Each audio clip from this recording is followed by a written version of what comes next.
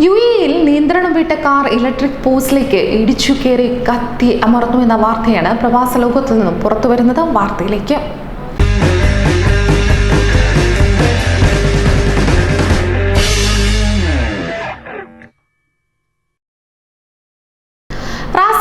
Ring റോഡിൽ steel ബ്രിഡ്ജിനു സമീപം ഇന്നലെ വൈകുന്നേരമായിരുന്നു നാടിനെ ഞെട്ടിച്ചുകൊണ്ട് ഈ സംഭവം അരങ്ങേറിയത്. എന്നാൽ ആർക്കും തന്നെ പരിക്കേറ്റിട്ടില്ല എന്നാണ് റാസൽ ഖൈമ സിവിൽ ഡിഫൻസ് സ്ഥിരീകരിച്ച റിപ്പോർട്ട് പറയുന്നത്. ഡ്രൈവർ അമിത വേഗത്തിൽ വാഹനം ഓടിച്ചതാണ് ഇത്തരത്തിലുള്ളൊരു അപകടത്തിന് കാരണമെന്നാണ് പ്രാഥമിക നിഗമനം.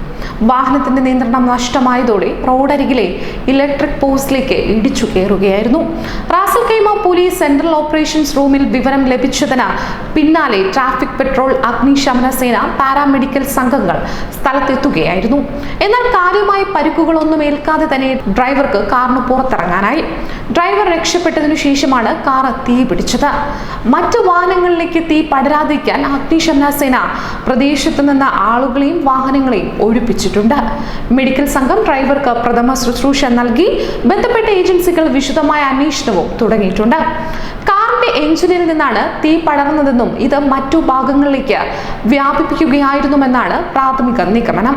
ഇത്തരം അപകടങ്ങൾ ഒഴിവാക്കാൻ ഗതാഗത നിയമങ്ങൾ കർശനമായി പാലിക്കണമെന്നും വാഹനങ്ങൾ യഥാസമയം അറ്റകുറ്റപ്പണി നടത്തണമെന്നും അധികൃതർ അറിയിച്ചിട്ടുണ്ട്. എന്തായാലും പ്രവാസ ലോകത്തിൽ നിന്നും പുറത്തുവരുന്ന റിപ്പോർട്ടുകൾ സൂചിപ്പിച്ചിരുന്നത് യുഎഇയിൽ നിന്നും പുറത്തുവരുന്ന അപകടങ്ങളെ കുറിച്ചായിരുന്നു. യുഎഇയിൽ അപകടങ്ങൾ തുടർക്കഥയാകുന്നു എന്ന് പോലും പലരും സംശയം പ്രകടിപ്പിക്കുകയും ചെയ്തു. എന്തായാലും ഇന്നലെ നടന്ന അപകടത്തിൽ ആർക്കും പരിക്കില്ല എന്നത് ഒരു ആശ്വാസകരമായ വാർത്ത തന്നെയാണ്.